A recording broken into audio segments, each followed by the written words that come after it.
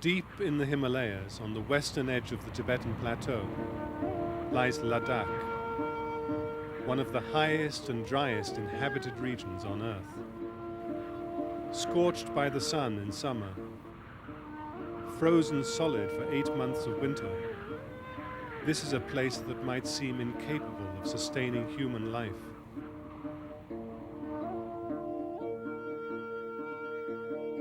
Yet over the centuries, fields have been carved out of the rocks and sand of the desert, enabling the people not only to survive, but to prosper.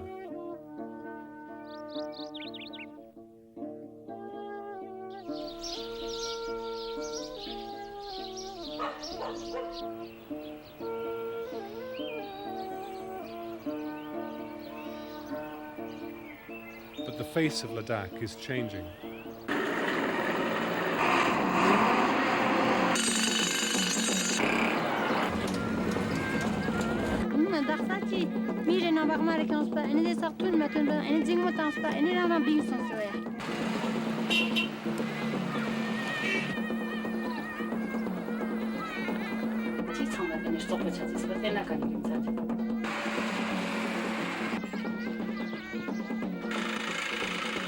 Agriculture is dying.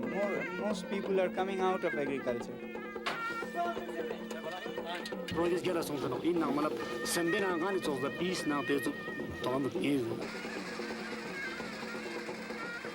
The modernization of Ladakh calls into question a number of widely held assumptions about industrial society. In fact, it challenges us to reassess the whole notion of progress. Back and forth and Helena Norberg-Hodge has spent much of the last 18 years in Ladakh. I know it might sound far-fetched, but I'm convinced that looking at Ladakh can actually help us to better understand what's going on in the West. When I first went to Ladakh, there was no pollution, no crime, and people had lived peacefully side by side for centuries. And there was an incredible joy to life. But now, in recent years, I've seen the impact of the modern Western world on the traditional culture. And this ability to contrast the old with the new clarifies a lot of things. It helps to explain the reasons behind many of the problems that we face in the West, the reasons behind environmental breakdown and the breakdown of communities, and more importantly, it helps to show how we might get out of this mess that we've created.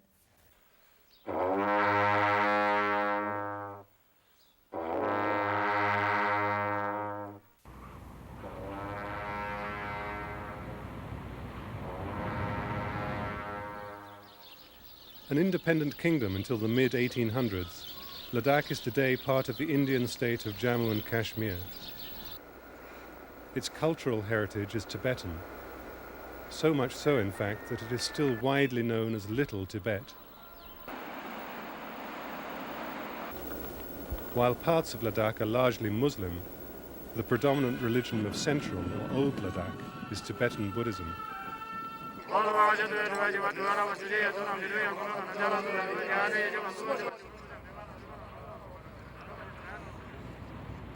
In area, Ladakh is almost the same size as England, but supports a population of only 130,000, the vast majority of whom live as farmers in small villages. Since there are less than 4 inches of rainfall a year, the Ladakhis have to rely instead on glacial meltwater, which is brought to the fields through an elaborate system of channels, often many miles long.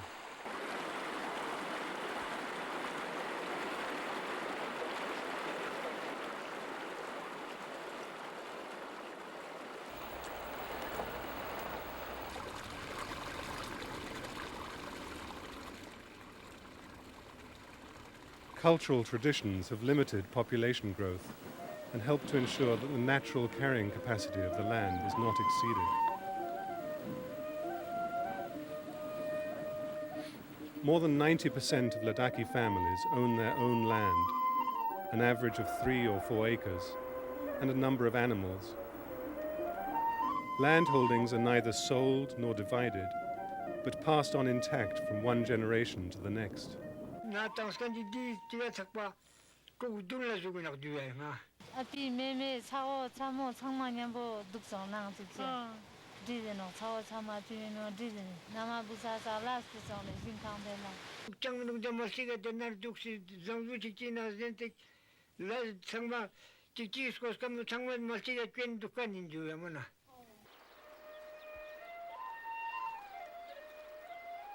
Villages lie between 10 and 14,000 feet. At this altitude, the growing season is extremely short. Nonetheless, local varieties of wheat and barley produce plentiful yields year after year. Each family also keeps a small vegetable garden, and at lower elevations there are orchards of apple and apricot trees.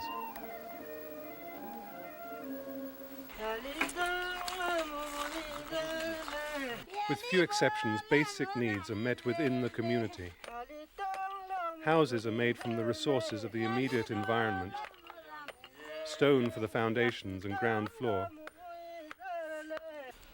and sun-dried bricks made of mud and straw.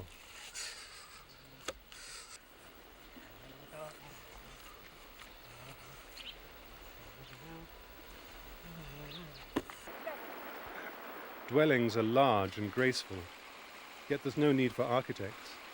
Everyone in Ladakh knows how to build a house.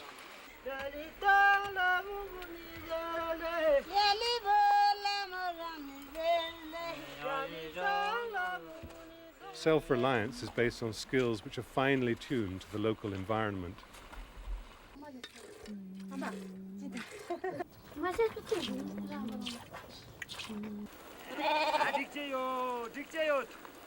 During the summer, villagers spend time at the high pastures watching over their animals. At 16,000 feet, conditions are harsh, but these local breeds of sheep and goats are well adapted to the environment. Vegetation here is scarce, so the herds are moved each day to prevent overgrazing.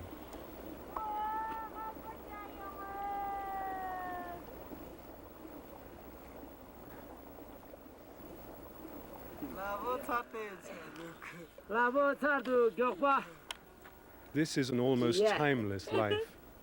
Work and leisure are one.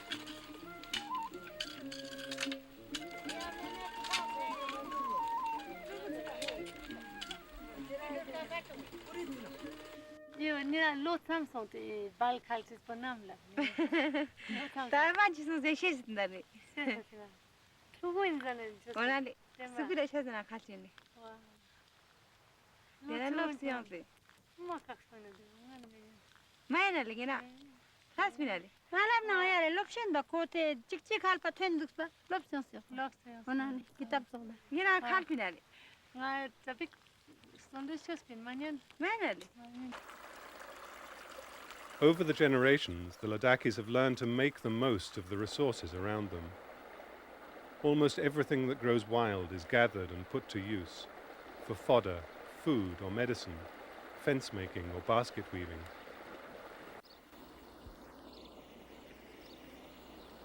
People, they don't waste anything in Ladakh. whatever it may be. See, it may be wood, it may be even stones, it may be grass, it may be water, it may be anything. You see, they don't waste it. See. They take care of it. You see, in that way, we could really see, you see, that Ladakh is actually very economist. They're the real economists, you see.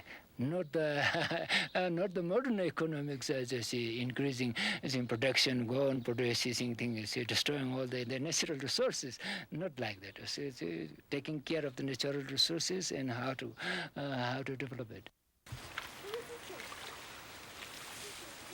Everyday life in the village is based on a close relationship between people and the earth. This living experience of interconnectedness is reinforced by the teachings of Buddhism. The religion permeates all aspects of life.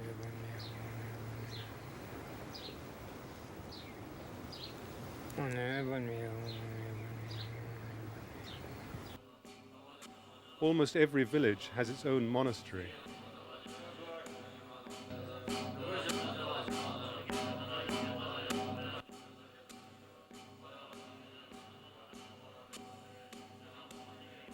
Most households have a family member at the monastery, and there is constant interaction between villagers and monks.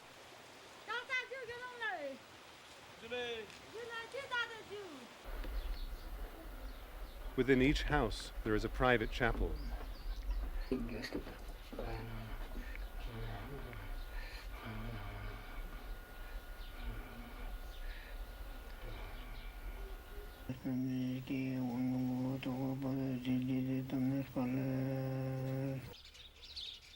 The landscape is dotted with stupas or chortens. These monuments represent the essence of Buddhist philosophy, the interdependence of everything in the universe.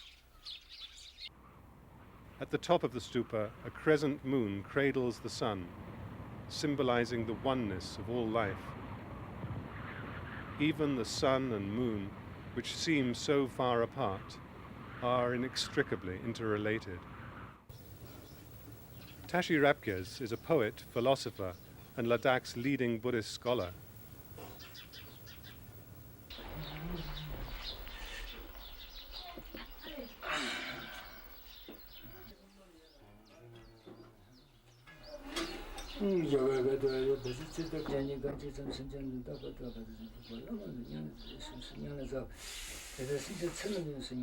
Interdependence is very important, you see, in the Buddhist philosophy, because you see, it says that everything depends on every other things. You see, even things come into being through dependence and through relationship. See, the animals depending on plants, and plants in turn depending on soil, water, air, the basic elements. See. And human beings depending on animals and plants and other things. So all are interrelated and interconnected. Agricultural work is founded in cooperation. Labor, animal power, and farm implements are routinely shared.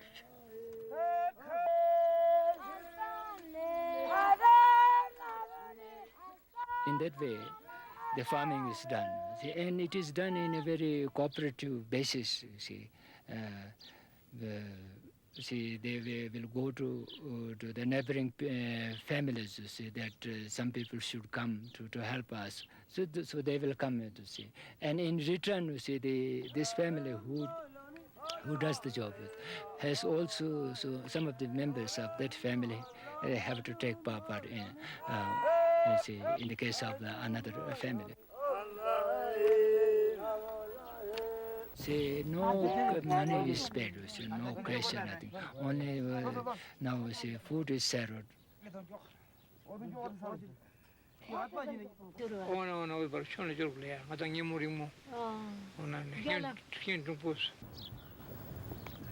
The small scale of the economy helps to strengthen community ties. People have the security of knowing that they can depend on one another.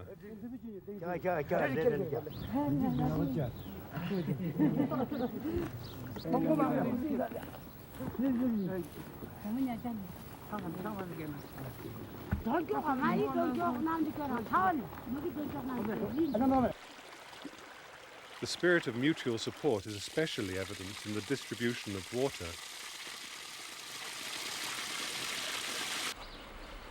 Over the centuries, a system of sharing has been developed, which determines when each household can divert the main channel to its fields.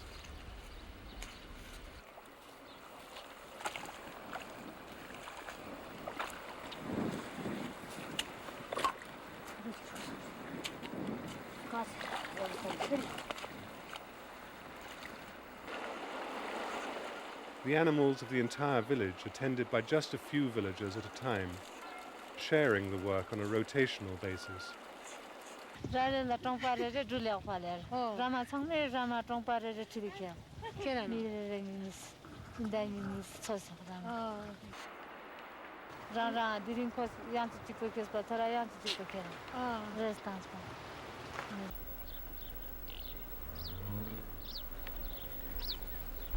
Ladakhi families support each other in a more formalized way as well, through an institution called the Paspun. Each family belongs to a group of households that help each other at the time of birth, marriage and death. Occasions like these bring together large numbers of villagers, and they all have to be provided for.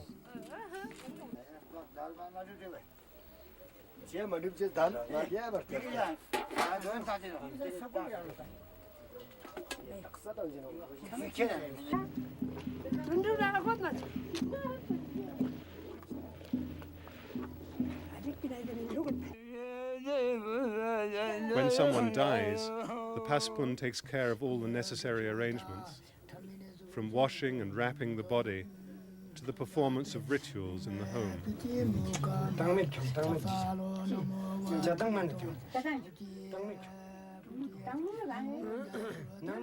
Their work helps to lighten the burden on the family and to give people a sense of belonging to something larger than themselves.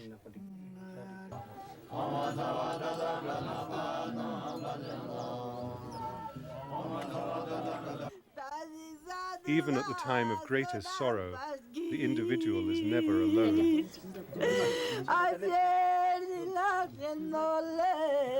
Death is very quite natural.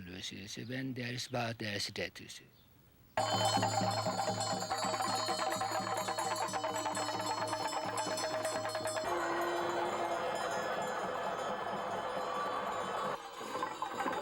In Ladakh, the people who follow Buddhism, they accept that when someone dies, someone again takes a rebirth.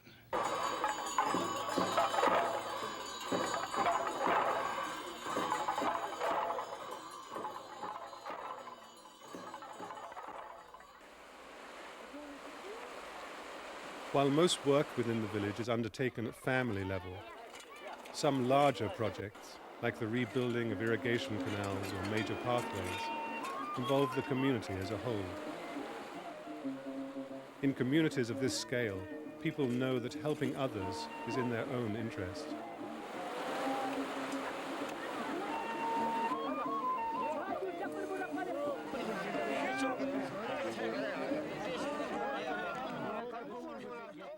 Village-level decisions are taken by a council made up of representatives of chutso, or groupings of 10 or so households.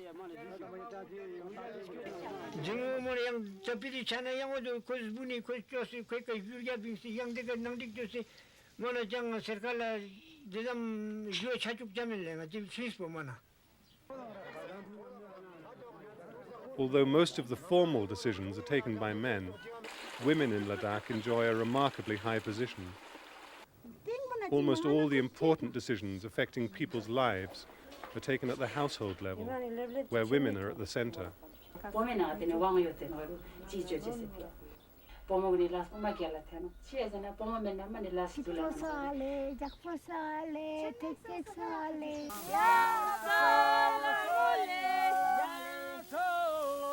Harvesting involves the whole family. Neighbours and friends also join in as part of a time-tested system of reciprocity. In fact, harvests are often staggered so that several families, even from different villages, can work together. Even the small children, they also go to the field, and old people, see. Now old people, they will give good advice, see. They will supervise, see, how it is going on, and like that, see.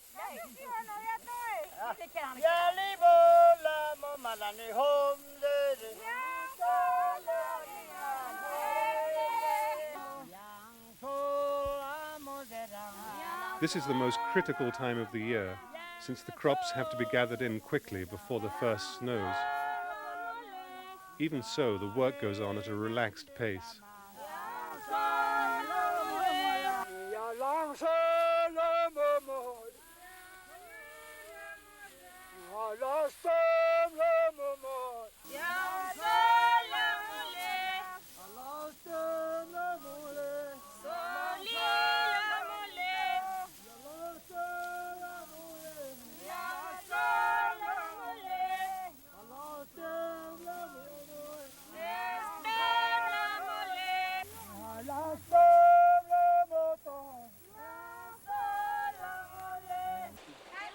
Agriculture in Ladakh is based on human and animal power and handmade tools.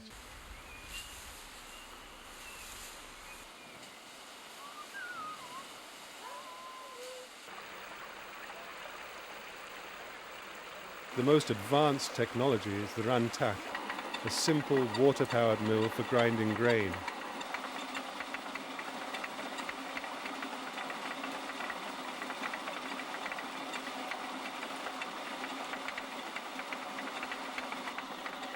Yet in the 4 months between the spring and autumn frosts, the Ladakhis managed to produce more than enough food for the entire year.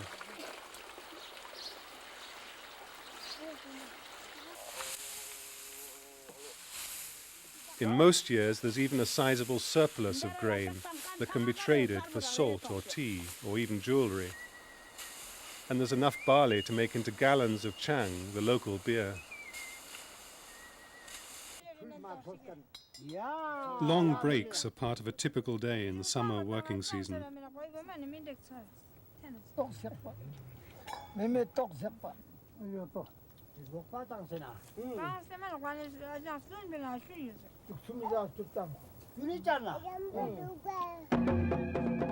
With the harvest over, hardly a week goes by without a party. Singing, dancing and music that involve the whole community.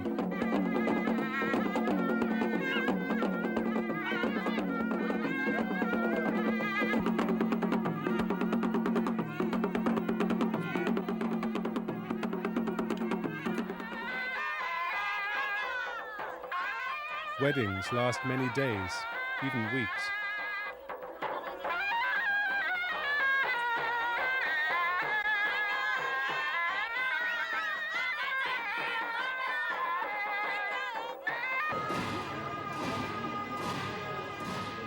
Even religious events take on a festive air, particularly the annual cham dances, which are held at the bigger monasteries.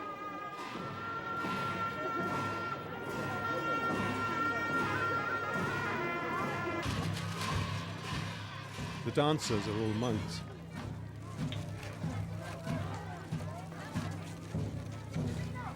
The dances they perform are dramatic enactments of Buddhist philosophy.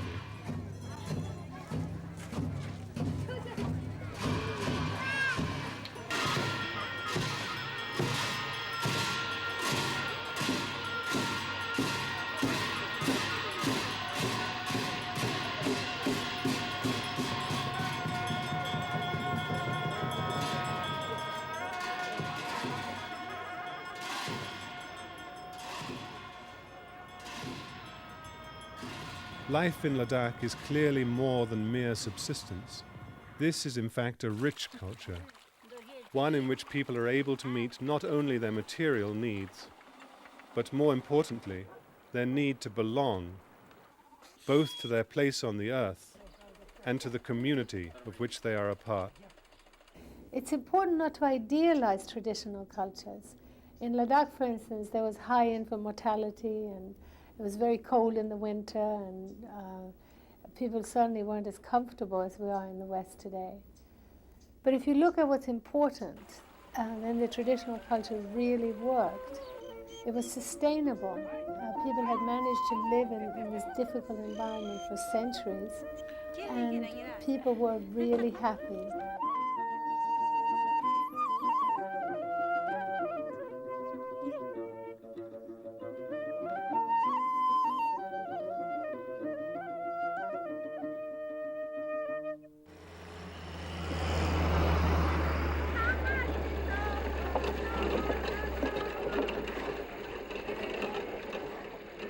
For the last 2 decades, Ladakh has been increasingly exposed to modern influences.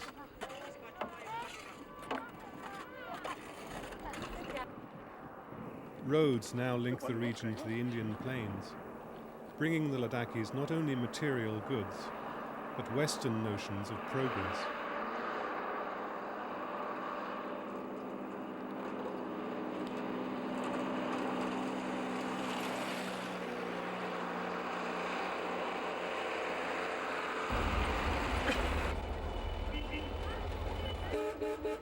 In the capital, Leh, a range of consumer goods is now available, and for many Ladakhis, life is becoming less physically demanding.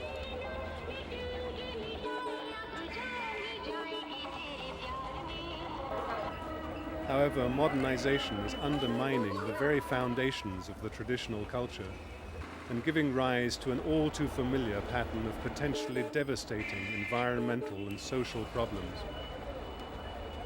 With this phenomena, the whole value system is crumbling. All the values are dwindling, and it has become very difficult for the people to keep to the ancient values.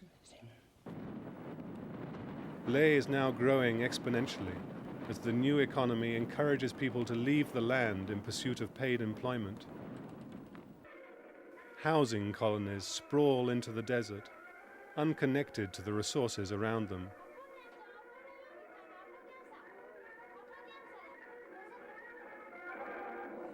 There are no streams here.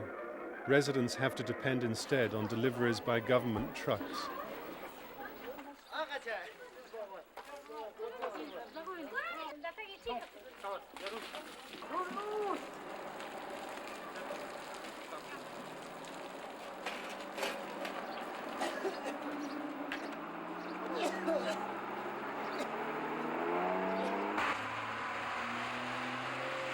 The physical environment of Leh is deteriorating year by year.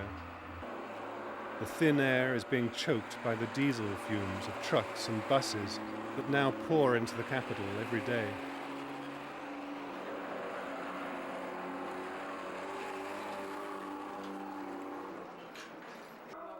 Rubbish of all sorts piles up in the streets and on the open dumps on the edge of town.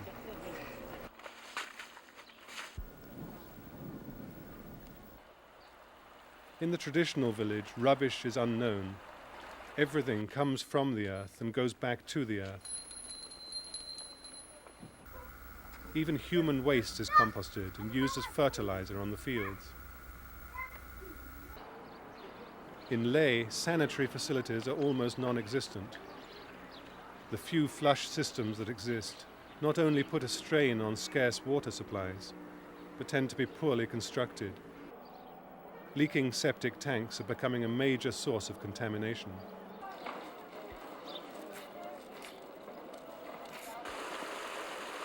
Water from streams in and around the town is no longer fit to drink.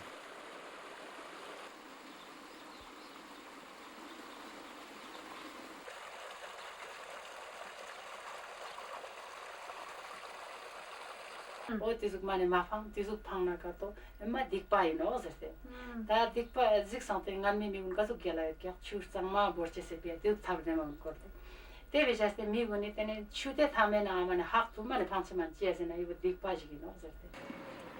Waterborne diseases, including hepatitis, which is almost unknown in the traditional village, are now a serious problem.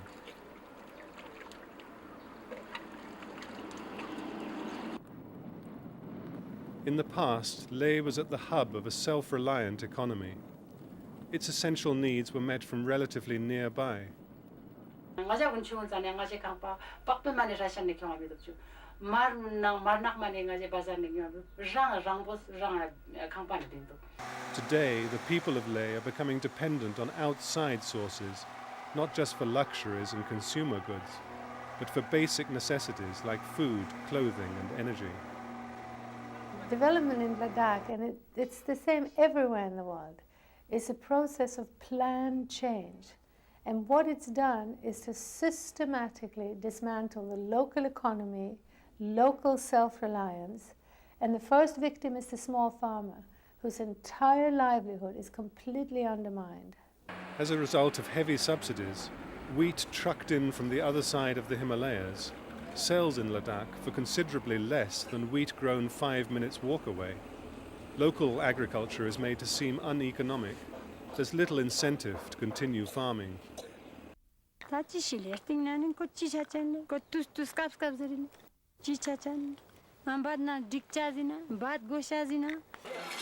In the short term, cheap imported food might appear to be a real benefit, but the result is that the Ladakhis are being increasingly tied to a global economy, putting them at the mercy of market forces far beyond their control. In the traditional economy, a kilo of barley is a kilo of barley. Yields are quite consistent from year to year, so the family's livelihood is secure. People know that they will always be able to provide for themselves. The situation in the money economy of Leh is very different. A kilo of barley might cost 3 rupees one year and 6 rupees the next.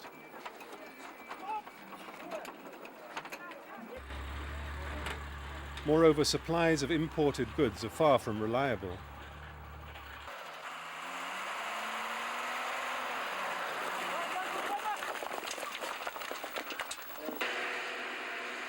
For 2/3 of the year, the passes linking Ladakh with the rest of India are closed by heavy snows. Stockpiles built up over the summer are often depleted before the end of winter.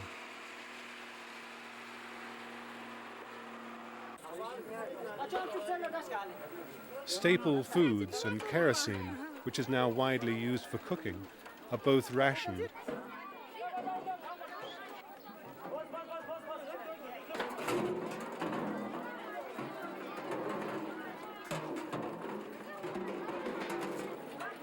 Competing for scarce resources inevitably leads to friction.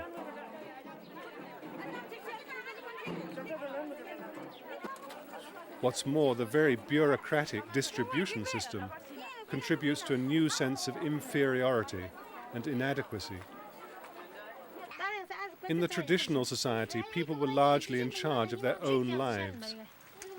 Nowadays, more and more decisions, even decisions affecting everyday life in the village, are made in distant government offices. As the focus of the economy shifts to Leh, families are splitting into ever smaller nuclear units. There's no room for grandparents in houses like these, either physically or emotionally. In the new money economy, traditions of cooperation have lost their meaning and are fast disappearing. In the past, we were very much dependent on each other. We really used to have some feeling for each other because we were dependent. I was worried that when I have some problem, my brother would help. And now, when the people have money, even for among ourselves, we don't depend on it. You know, if we need something, we say go and get from the market. The whole relationship has become very superficial. If there is some strain, some strain and stress, then this relationship doesn't hold. Even in the villages, the old system of shared work is breaking down. Mutual support is giving way to more individualized concerns, based largely on money.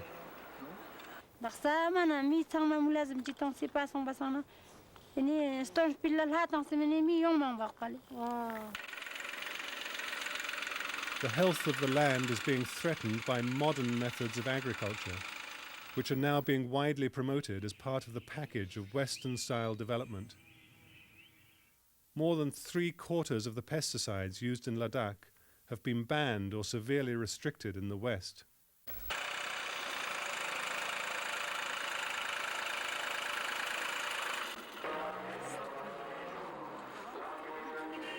Paradoxically, the process of modernization is also robbing the Ladakhis of time. Traditionally, people in Ladakh had a lot of time for enjoying themselves. They worked at a very relaxed pace, even though the technologies that they had were very slow.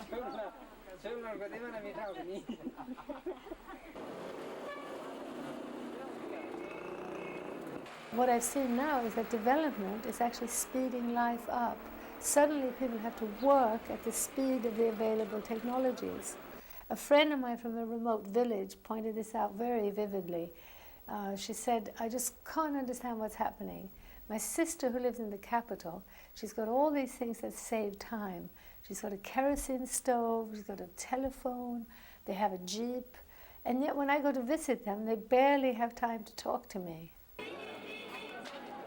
As traditional patterns of community are eroded, a new sense of divisiveness comes into being. Crime and violence are increasing year by year. So too is ethnic friction. The relation between Buddhist and Muslim in the past was very good. Say, about 10 years back, we had very good relation. But then I feel personally, about last 5 years or 6 years back, the relation started deteriorating. And right now the relation is quite strained and quite bad. It's not very likable relation. The position of women suffers too. Now, typically, the man of the house will go off to work in town, leaving his wife to spend the day at home alone, cut off from the center of the new economy. A household's wealth is no longer measured in terms of its capacity to provide for itself from its own resources, but in its buying power. Today, the gap between rich and poor is growing, and for the first time, some Ladakhis cannot even afford a place to live.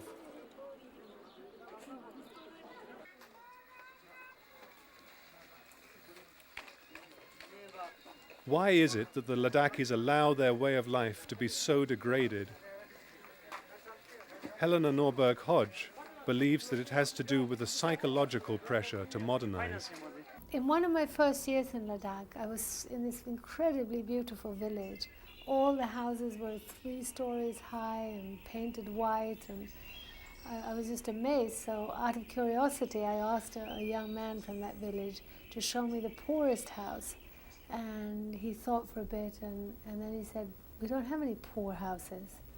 The same person I heard 8 years later saying to a tourist, oh, if you could only help us Ladakhis, we're so poor. And what had happened was that in the intervening 8 years, he'd been bombarded with all these one-dimensional images of life in the West. He'd seen people with fast cars, looking as though they never worked and with lots of money. And suddenly, by comparison, his culture seemed backward and primitive and poor. Throughout the summer, foreign tourists descend on Leh in their thousands.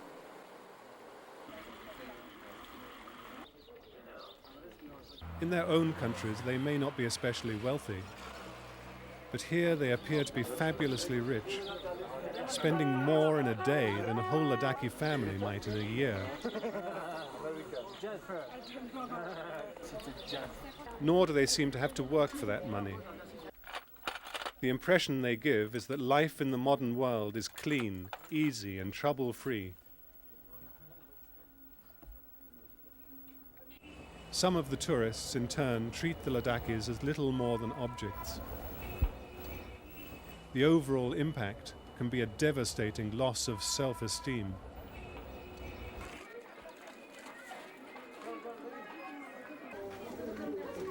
Films, and more recently television, have served to reinforce the notion that West is best by purveying images of glamour, luxury and endless leisure with machines to take the place of human labor.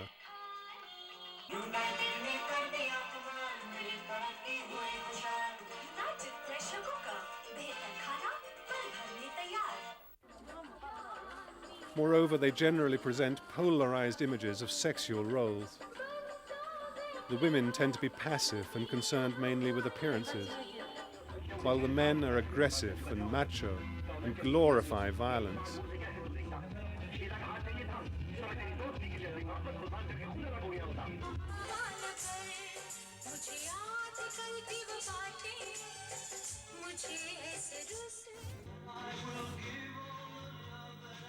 These stereotyped images find expression in the new toy shops. Among the most popular items, blonde Barbie dolls and gun-toting Rambos. Young people, and young men in particular, are most strongly affected by these new influences and tend to be dismissive of their own culture.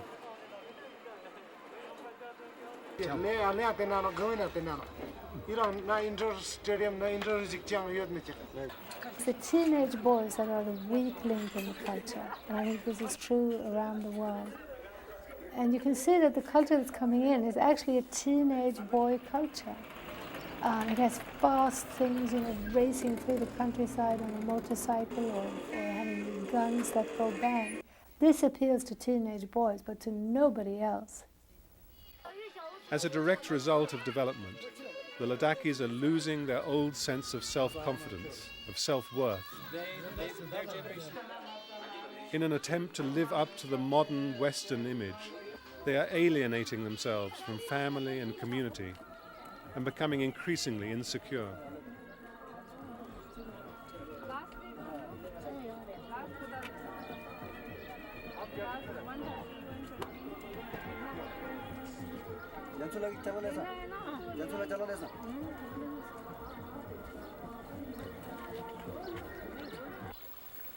In the long term, one of the most serious threats to the culture and local economy comes from education. Generally, schools are considered to be among the unqualified benefits of development. But what's happening in Ladakh calls into question what we really mean by education. In the traditional culture, children learn from experience. They learn how to grow food, how to build houses, how to make clothes. And they learn about the values which have supported the Ladakhi way of life over the centuries. By contrast, modern education trains children at best for specialized jobs in urban centers. But these jobs are scarce. Increasingly, education is training people to be unemployed. In Ladakhi schools today, children learn nothing about their own culture or about local resources. Instead, they follow a curriculum based on the Western industrial model. Even the language is foreign. I appreciate the poetry of Wordsworth. If a child here is taught, he or she is taught in Urdu, a language totally alien to Ladakhis. Their parents wouldn't speak a word of in the villages.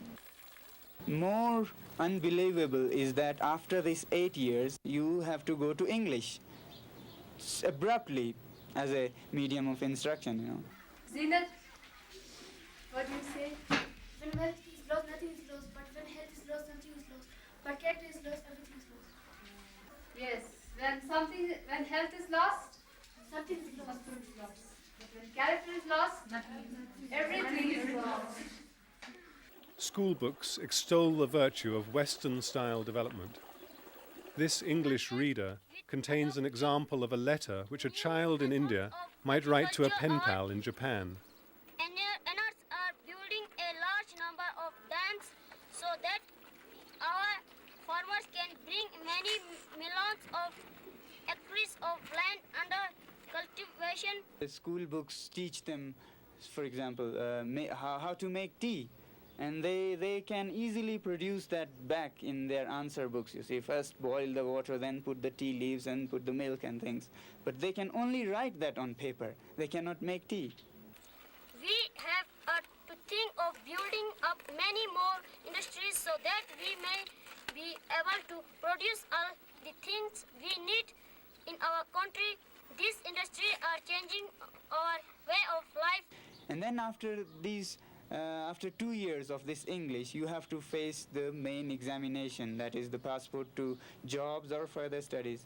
And students fail here in their hundreds. About 90%, 95% fail every year. We have very little land left in our village now. Many families are moving to cities and towns in order to find jobs in factories and industries. More and more people every year leave their village and flock to the industrial towns.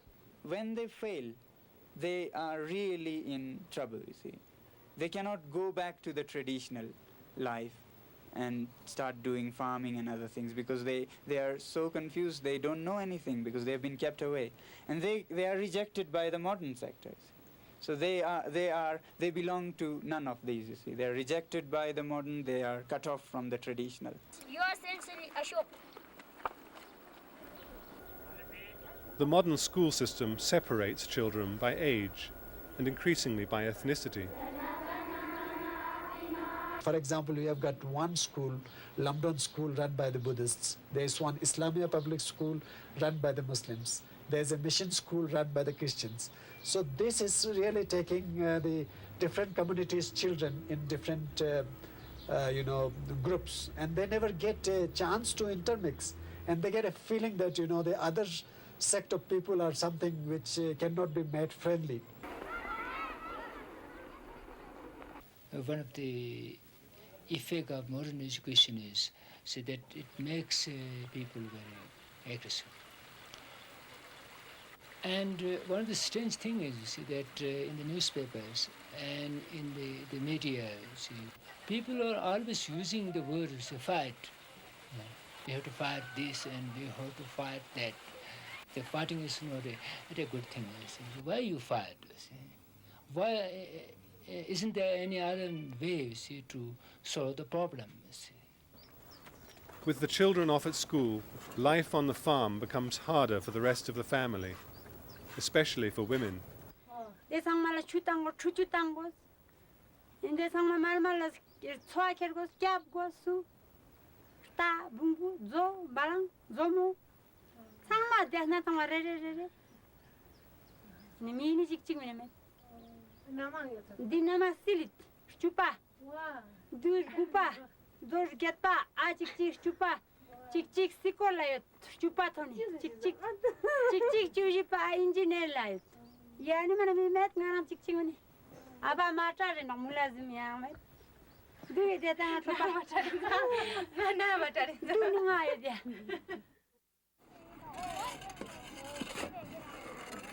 When viewed from a broad perspective, the impact of development has been profoundly disturbing.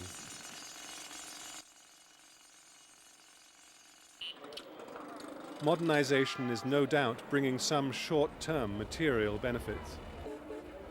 But in so doing, it is unraveling the rich fabric of relationships which held Ladakh together over the centuries. It is polluting the environment, breaking down community, and eroding personal identity.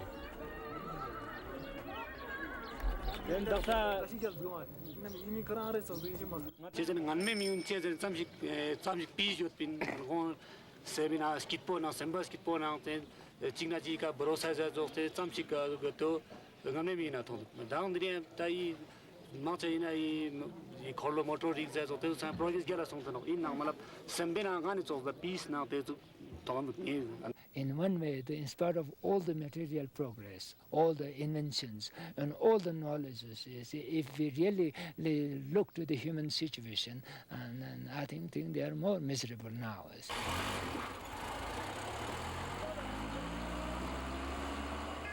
We tend to think of development as something that is just going on in the so-called third world. But actually, from what I've seen, going back and forth between Ladakh and the West over many years, it's clear that it's a process that is going on in the West too. It's just that here we call it progress and treat it like some sort of evolutionary force beyond our control. The changes brought about by development in the industrialized world have been occurring over a very long period of time, dating back to the Industrial Revolution and beyond. As a result, it's hard to see the connections between the problems we now face and their original root causes. In Ladakh, the changes have been so sudden that the causal connections are much clearer. It's here then that Ladakh can perhaps teach us something about ourselves. I think the most important lesson of Ladakh is that people need to feel connected. They need to have a relationship with the place where they live, with the earth under their feet. And they also need to feel part of a community, to actually form their sense of identity through long-term relationships with other people. In the old culture, these relationships are made possible by the scale of everyday life. Political and economic units are small enough that people can actually see the impact of their actions on the world around them. What's more, they are able to be directly involved in making decisions that affect their lives. In the traditional village, the individual is part of a web of supportive relationships, from the extended family to groups of neighboring households, to the paspun, to the village. This is human scale. As the scale of life grows, community ties are weakened and competition increases. In the industrialized world, the scale is now so big that within today's anonymous cities and sprawling suburbs, the actions of the individual can easily appear to have no connection whatever with the welfare of the population as a whole. And yet the scale continues to grow.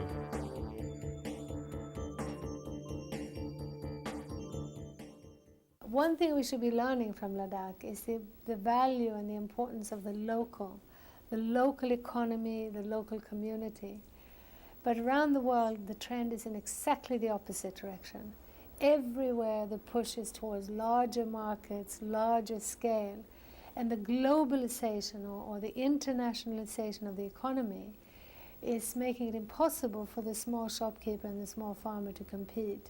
So just like in Ladakh, where farmers can't compete with subsidized wheat that's been brought in over the Himalayas on roads that are themselves subsidized, in the same way, the small shopkeeper and the small farmer everywhere in the world can't compete with things that have been mass-produced on a large scale.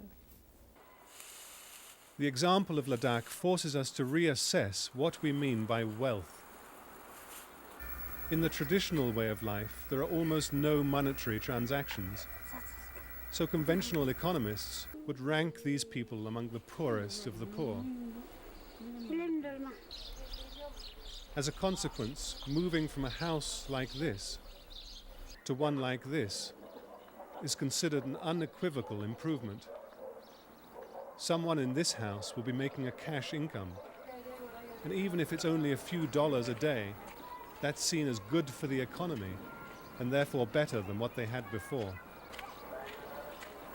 Economic accounting in the West is no less absurd.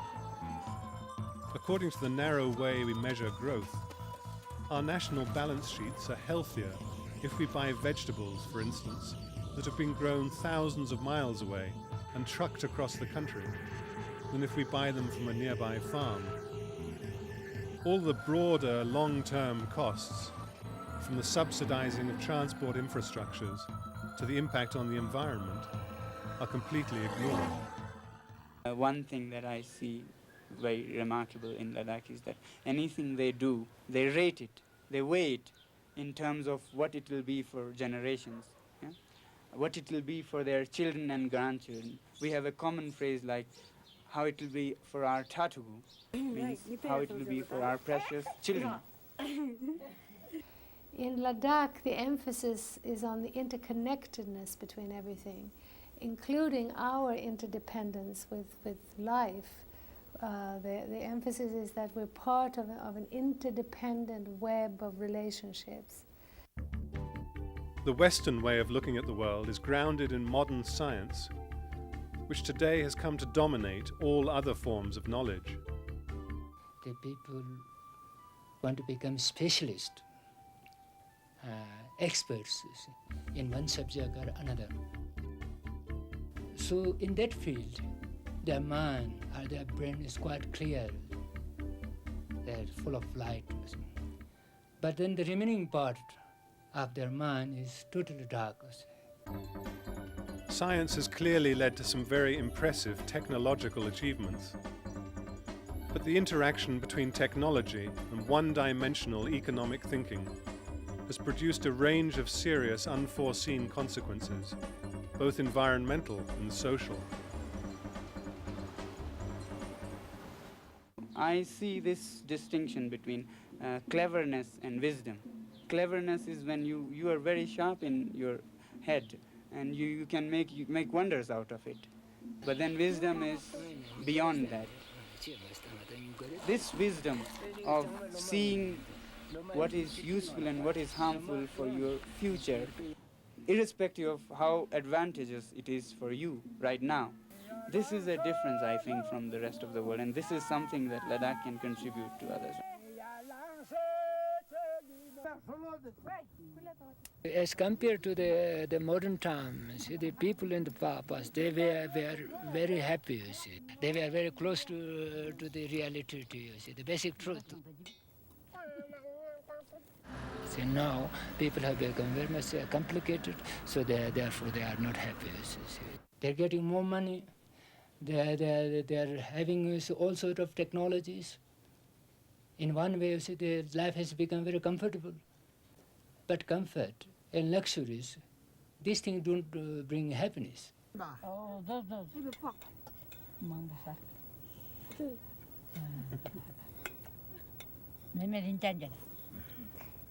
If Ladakh teaches us anything, the lesson is that we need to move towards a more ecological, community-based way of life. We can't go back to living like the Ladakhis, but we can strive to re-establish our connection with each other and with the earth.